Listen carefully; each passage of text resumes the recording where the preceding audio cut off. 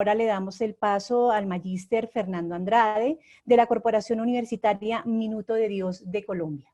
Bienvenido, estimado maestro. Marichu, muchas gracias.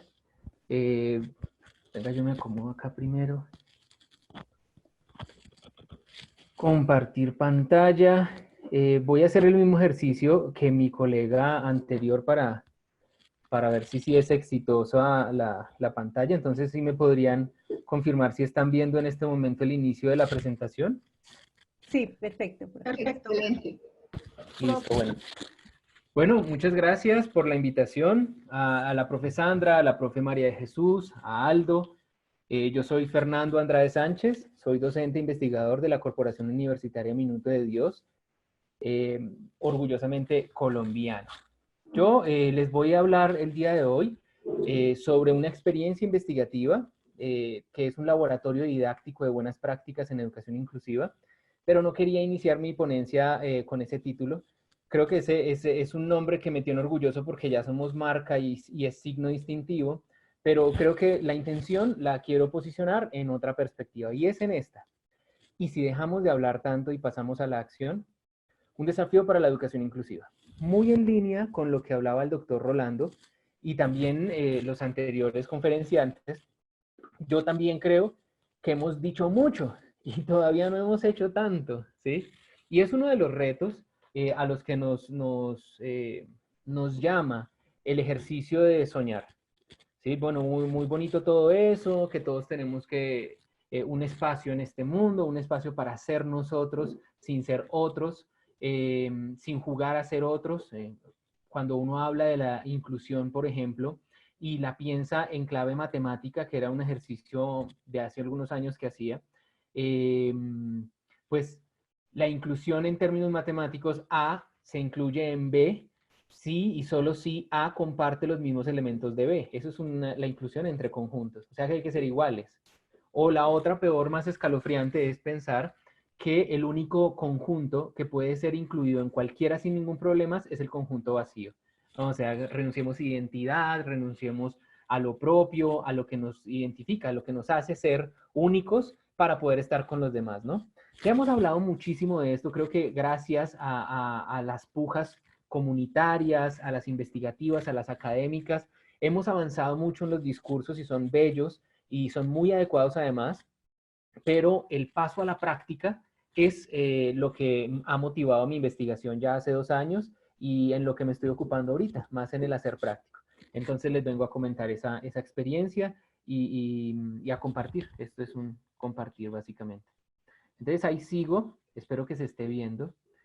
Utilizo hice mi propio meme, soy malísimo tanto para los chistes como para los memes, soy un fiasco, no cuento bien un chiste, tampoco hago buenos memes, pero estoy intentando acá hacer un meme con este que conozco, es casi que el final de la película Buscando a Nemo, cuando quedan después de toda esa lucha de ellos de intentar salir del consultorio y de dar toda esa pelea que dieron, salen en bolsitas, quedan en el mar y la pregunta es, ¿y ahora qué? ¿Sí?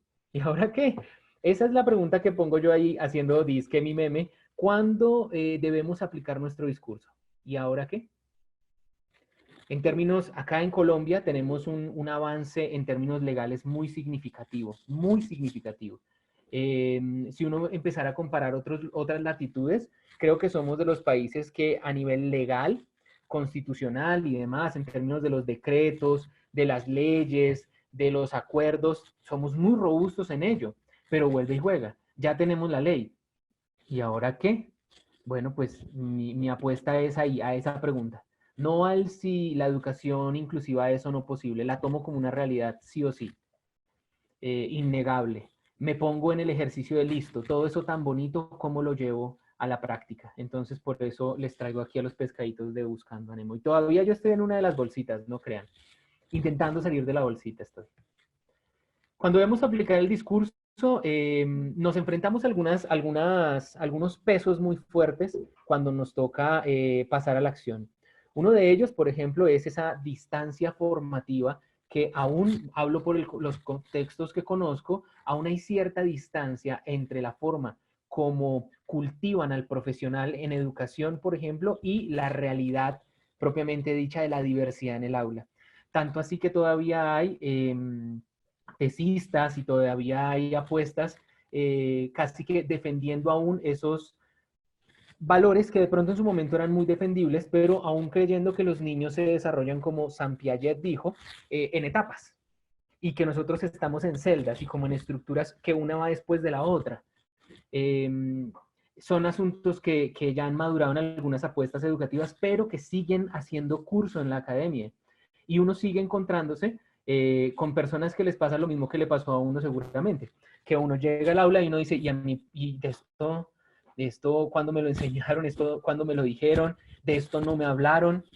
Entonces sigue habiendo una distancia entre las ideas formativas y los ideales formativos, a veces en algunas licenciaturas alejados de la diversidad, para hablar de el niño, de la niña, de la teoría. Yo siempre he dicho que el niño piagetiano parece que no va a clases, o el niño de Papalia no volvió, porque uno toma lista y uno dice, bueno, ¿y cuál sí está en las operaciones concretas, pero operacionales? Que es quién está en este estadio del desarrollo, y es tan diverso que ese niño piagetiano perfecto no va a clase. Es más, ese perfecto de pronto lo que no necesita es un profesor, necesitas información, y el reto se nos queda corto a veces en la formación.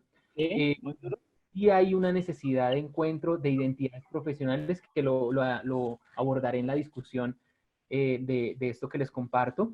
Entender que no hay fórmulas, no hay formatos únicos. Todavía hay profesores que cuando hablan con uno le dicen, ¿cuál es el formato para hacer un plan de ajustes razonables? Usted tiene el formato y hágale con el formato, y en verdad no hay receta. Yo creo que eso es lo que lo hace más rico y lo que me tiene más entretenido en este tema, que no hay un performance que sirva para todos, ¿sí? Pero para algunas personas eso es un problema. Y sí hay que preguntarse qué espacio le estamos dando a nuestro discurso y a nuestro pensar actuando al hacer didáctico, más allá del hacer pedagógico. Creo que a los licenciados, por ejemplo, nos han evocado a pensarnos en ser pedagogos, ¿no? Y hablan de ser pedagogos y pedagogos y pedagogos, pero parece que en algún momento se toma distancia de ser didactas, ¿sí? ¿Y para cuándo la didáctica? Que es la apuesta en donde yo centro mi intención. Por eso el laboratorio que les comparto. Cuando debemos aplicar el discurso, tenemos además que trascender esos retos que les estaba comentando anteriormente, también trascender la idea de la sensibilización y del agradecer las buenas prácticas. Al profesor no se le debe agradecer que sea buen maestro, es que tiene que ser buen maestro. A la escuela no se le tendría por qué agradecer que acojan la diferencia, es que es principio fundamental. No puede haber escuelas de educación y de educación inclusiva. Es que si no es una escuela que acoja a todos, no es educación. Si la educación no es educación inclusiva, no podría llamarse educación en sí mismo. Entonces hay que trascender también ese cliché del ángel. Yo como educador especial, por ejemplo, a mí me han puesto unas alas enormes. Ya recuerdo una persona que vio que yo estaba acunando, haciendo arrullo de una niña con sordoceguera mientras se dormía. Sí. Esa persona pasó por ahí. Está bien. Esa persona pasó por ahí y mete la cabeza al salón en donde yo estaba y me dijo que yo tenía la paciencia del santo Job. En ese momento yo no sabía quién era Job, gracias a ella lo pude conocer, no tenía ni idea qué le había pasado a Job, pero en ese momento no sabía si me había insultado, qué me había dicho. Ella me creyó un santo, un sujeto de unas cualidades morales superiores, tan solo porque estaba, para mí, ¿yo qué estaba haciendo? Pues si a esta persona le gusta que le canten, y sus canales sensoriales le permiten entender el canto más cerca, pues le canto más cerca y ya. Pero entonces esas barreras de la sensibilización a la concienciación, hay que entender que cuando un maestro y cuando una escuela atiende a la diversidad, es porque es consciente de las diferencias y de lo que somos como seres humanos, no porque es sensible únicamente, aunque arranca por ahí. Sí tenemos que asumir el riesgo, ¿sí? Hay que embarrarla. Bueno, al menos yo soy de riesgos. Yo sí prefiero pedir perdón que pedir permiso en muchas cosas. Yo prefiero embarrarla, al menos decir, uy, venga, así no era, pero ¿cómo es entonces? A decir que no se puede, que es muy difícil, que no nos forman, que no hay tiempo, que no hay plata, que no hay. Carlos Escliar lo dice de una manera muy poética, como él lo es, pero también muy directa, cuando dice que para la inclusión no hay que estar listos ni preparados, hay que estar dispuestos. Y esa disposición yo la considero también como una disposición al riesgo, al fracaso, hay que disponerse a él. ¿Qué tal que su estrategia no sirva? Bueno, pues bacano que no sirva. De alguna u otra forma lo va a aprender, pero esperando a que llegue Superman a salvarlo tampoco lo va a lograr. Y hay que superar esa historia de la poca o nula preparación que les hablaba al principio. Ya sabemos que a muchos de nosotros o muchos de los que están acá presentes no los formaron para trabajar con la diversidad y entonces vamos a quedarnos llorando o vamos a quedarnos en el discurso especialista esperando a que llegue San Educador Especial, San Terapeuta, San Todopoderoso para que le solucione los inconvenientes. Y es el maestro el que tiene, bueno, yo no sé de esas diversidades, mi escuela no me lo habló, mi escuela de formación, ¿no? No me lo habló, en mi posgrado tampoco me lo hablaron, yo no lo hablé, entonces, pues a aprenderlo, ¿no? A curiosearlo. Entonces hay que también superar esa narrativa de que los profesores no estamos preparados. Ya lo sabemos. Esa es una de las cosas que hay que dejar de hablar tanto y empezar a hacer. Ya sabemos que los maestros no están preparados. Y entonces, ¿ahora qué estamos haciendo para prepararnos? Hay que superar esa historia, o si no nos vamos a quedar llorando y sin hacer nada. Y en últimas, hacer más y hablar menos. Entonces, en ese mismo orden de ideas, les pongo esta imagen. No es publicidad. Ya la quito para que no me vayan a cobrar los créditos por poner eso. Pero acá en Colombia utilizan ese carrito para vender helados, ¿sí? Y en la parte de atrás, donde agarran el carrito, el señor tiene una estrategia de condicionamiento operante con los niños. Y es que son unas campanitas. Y entonces, tin, tin, tin, tin, tin, tin, tin, tin, y uno escucha de lejos ese tintineo y uno sabe que está el señor de los helados. Les hablo de esto porque acá en Colombia tenemos un dicho que que se dice así directo. No sé en sus países cómo se diga, pero acá decimos mucho tilín, tilín y nada de paletas. Haga de cuenta que ese señor haga bulla y bulla con el carrito, y uno va y, bueno, ¿y tiene paletas? No, no tengo. Entonces, ¿cuál era su bulla? Muchas de las cosas que pasan en la educación inclusiva, al menos desde mi experiencia asesorando instituciones y en ellas, es que hay mucho tilín, tilín y muy poquitas paletas. Somos una institución que aboga por la diversidad y el reconocimiento de las diversas formas de ser, estar y unas bellísimas en letras y en palabras.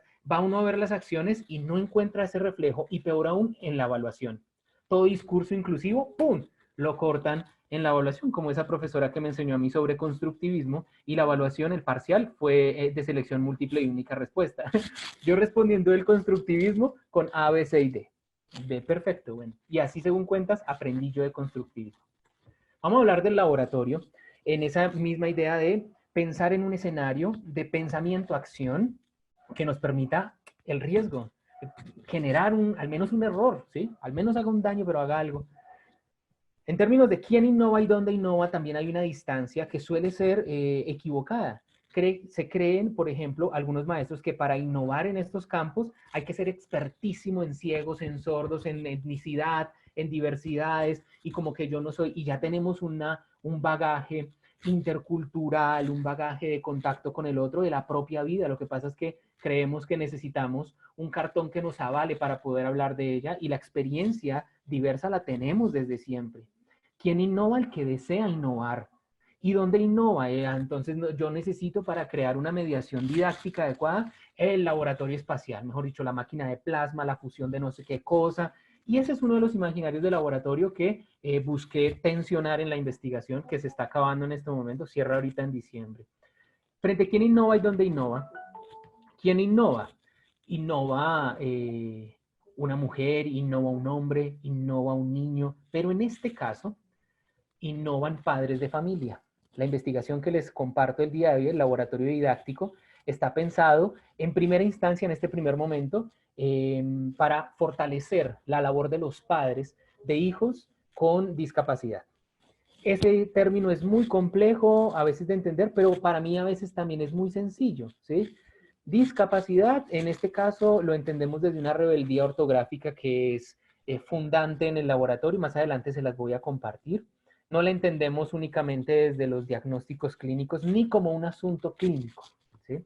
Pero en el escenario concreto que les vengo a compartir, ¿quién innova? Cualquier persona que quiera innovar. ¿Dónde innova? En donde quiera. En este caso, la investigación se centró en innovaciones cotidianas con materiales de bajo costo, de reciclaje, en lo que le llamamos un laboratorio itinerante, que ya les voy a mostrar las fotografías. ¿De dónde nace esta idea que les estoy contando? Bueno, en 2016 se hizo una investigación sobre discursos y prácticas de los profesores de la licenciatura en Uniminuto frente a la preparación profesional. Es en ese mismo escenario de, bueno, no nos están formando. Tenemos evidencias que es insuficiente la formación. Desde este laboratorio, esta investigación que ahora es aplicada, en su momento era básica, pues ahí recogimos las evidencias. Se publicó un libro de orientaciones conceptuales y metodológicas en donde pudimos poner la rebeldía ortográfica de la discapacidad, poniendo el dis con la ortografía, con el signo ortográfico entre comillas, para ponerlo en duda. Uno pone en español, uno pone entre comillas lo que está dudando, no lo que afirma. Uno dice, qué interesante ese conferencista colombiano.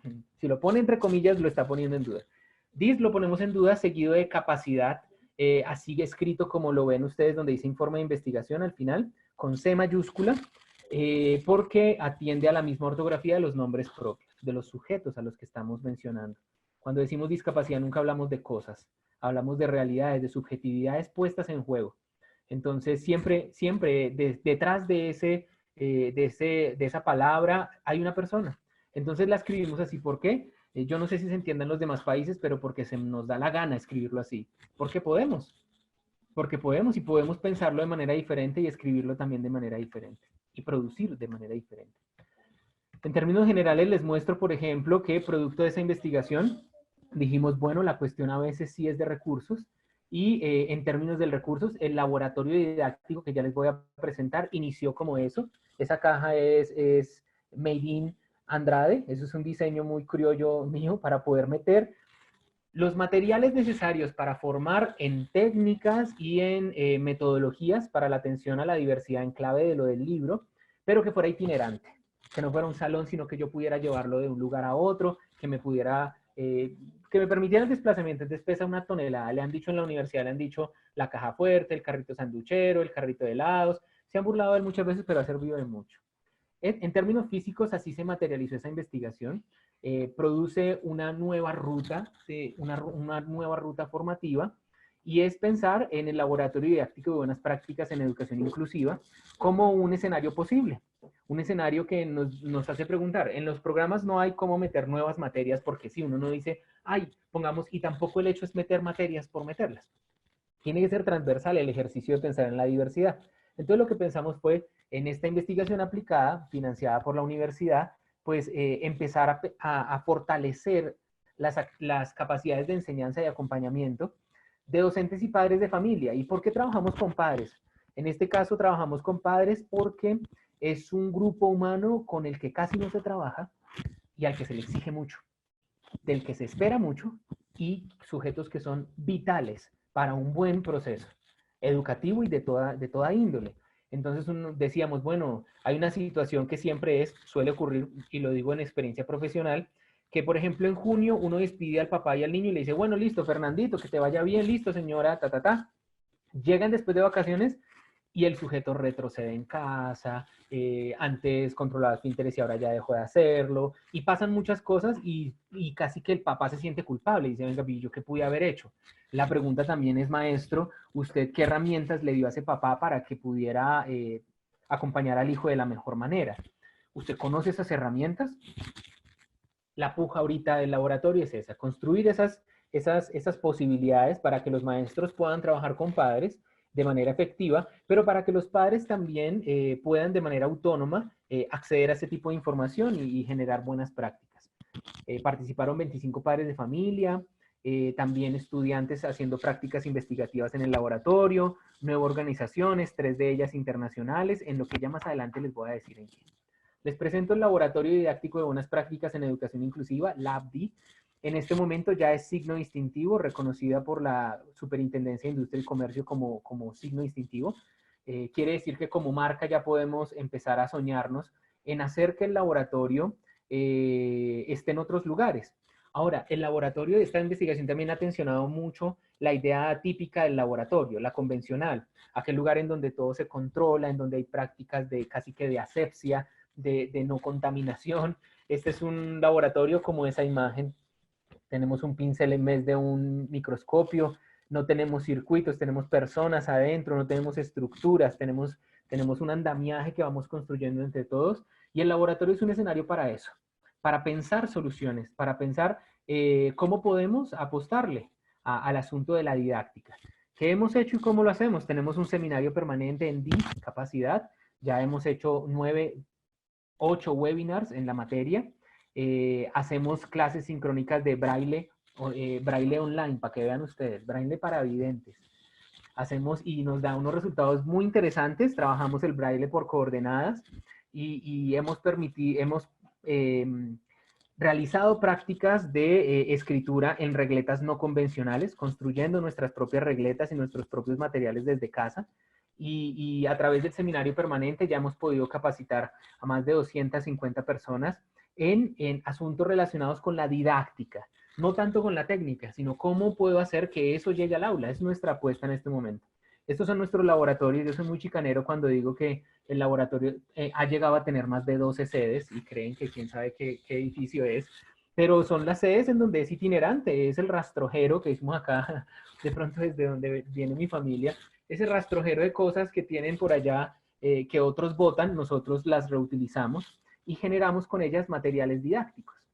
Tenemos unos prototipos de regleta para la escritura en braille, tenemos recetas de cocina. Esas recetas de cocina, por ejemplo, esta de abajo, no sé si ven esas galletas, se llaman las brayetas. La otra se llama waffles que hablan, es una forma de hacer waffles y con M&M's escribir mensajes en braille. Uno le puede escribir un te amo a su hijo de otras maneras y eso hace que el papá entienda el braille en lo cotidiano, ¿no? No como un ejercicio remedial.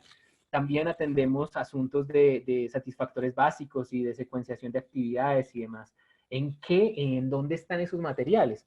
Bueno, nosotros hemos creado al día de hoy más de 40 prototipos didácticos de bajo costo. Los tenemos materializados en 4 libros. Es una serie temática que está en proceso de publicación ahorita, en revisión por pares, que se llama Mi hijo y yo, claves para acompañar sus formas de estar en el mundo, y las dividimos en cada una de esos intereses de los padres de familia.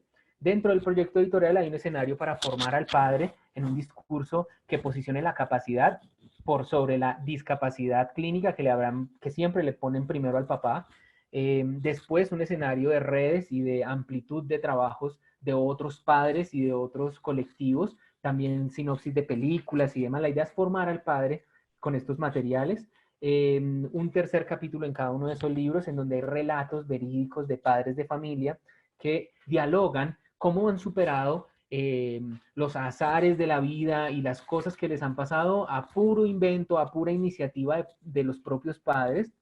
Y en la última parte de esos libros hay un manual, lo que le llamamos los manuales de laboratorio, que es esos prototipos creados, puestos casi cual receta de cocina. Vea, quiere trabajar este material con su hijo, ¿qué le sirve? Le explicamos para qué le sirve y cómo lo puede utilizar, y le damos una opción de bajo costo para que pueda trabajar sus propios materiales en casa. ¿En qué tipo, hacia dónde están dirigidos los materiales? Decidimos trabajar no trabajar habilidades académicas, porque eso sería un libro o un material más para profesores, sino acá trabajar habilidades adaptativas, que es el trabajo más fuerte que debería hacerse desde la casa, pero vuelve y juega. Yo soy papá, orgulloso papá de una niña de 5 años. A nadie le enseñan a ser papá. Ahora, a nadie mucho menos le enseñan a ser un padre de un hijo que además es un reto para lo cotidiano, que te cambia la lógica de todo, que hasta cambia tu propio ego y tus propias aspiraciones soñadas antes de. Entonces, esos retos son los que nosotros quisimos atender directamente hacia los padres, en términos de dejar de decir, los padres son muy importantes y decir, bueno, ¿y qué estamos haciendo para formar a los papás? Tenemos también ya más de 15 practicantes graduadas haciendo sus prácticas investigativas en el laboratorio. Lo voy a decir rápido porque imagino que ya se me está acabando el tiempo. Son las discusiones. Hemos hablado del diseño universal del aprendizaje y también nos hemos encontrado con unas lecturas que son muy complejas. Imagínense nomás que creen que un diseño universal es que le tiene que servir a todos. Y ya hay un problema, ya hay una crisis en lo universal. Si el mismo Cast, que es de donde vienen esos principios, habla que lo universal es porque nos compete a todos, porque todos hacemos parte de esa realidad, no porque un material le tenga que servir a todos, y si no, no es. Yo paso por acá rápido, lo dejo acá, seguramente queden las memorias, pero pasa algo parecido como esto, si lo están viendo ahí. Y le dicen a uno, bueno, empiece a diseñar, empiece a trabajar, y eso es un enredo tan tremendo como el que les voy a mostrar acá. Decreto 1421 nacional, en el que se reglamentan y se dan muchas directrices frente a la educación de personas con discapacidad, educación inclusiva. Y vean que para conceptuar el diseño universal de aprendizaje lo conceptúan como el diseño universal. Ya hay un gran problema. Claro, porque yo mismo he tenido frente a profesores que dicen, no, es que dice que sin necesidad de adaptación ni diseño especializado. No, eso es diseño universal, que tiene 7 principios. Y entonces lo emulan porque además en el mismo decreto está en la definición del diseño universal de aprendizaje, que va por otra línea. Entonces es muy difícil cuando una persona, por ejemplo, lee un decreto y dice, ah, pero sin necesidad de adaptación ni diseño especializado. Y después le dice que el diseño universal es una estrategia pedagógica que facilita el diseño curricular. Y los que ya hemos leído del diseño, hemos empezado a investigarlo un poco de una manera disciplinada, pues nos encontramos que el decreto le hace no sé si un atajo, una curvatura ahí a esa ruta, porque es que miren que el CAST mismo habla que el diseño universal de aprendizaje no es una propuesta pedagógica, es un enfoque. Es un enfoque que se basa en la investigación para el desarrollo curricular. No es una propuesta pedagógica, es un enfoque que se basa en la investigación. Entonces vuelve y juega. Cuando cogen la acepción del diseño universal y la ponen igualada al diseño universal de aprendizaje, pues ahí es donde, claro, cuando uno piensa en diseñar una escalera o una rampa, tiene unas limitaciones y unas oportunidades de diseño. Pero cuando piensas en esas oportunidades de vinculación, de participación, de representación de la información, no lo diseñas ni lo piensas igual a esos 7 principios de la escalera. Entonces también hay una tensión entre lo universal y la crisis de lo universal. Pareciera que hay profesores que dicen, no, es que yo no puedo hacer adaptaciones porque eso no sería universal. Miren la lectura en la crisis de lo universal. Profe la llamo. ¿Se acabó el tiempo? Fernando, el tiempo ya se ha Listo. terminado. Bueno. Ay, Muchísimas pero vea que era la última. Y si lo hacemos juntos. gracias. Esta sí, esta es exactamente la última, se acabó. La invitación es a pensar en el diálogo de identidades profesionales. Quiere decir que sí es posible trabajar juntos.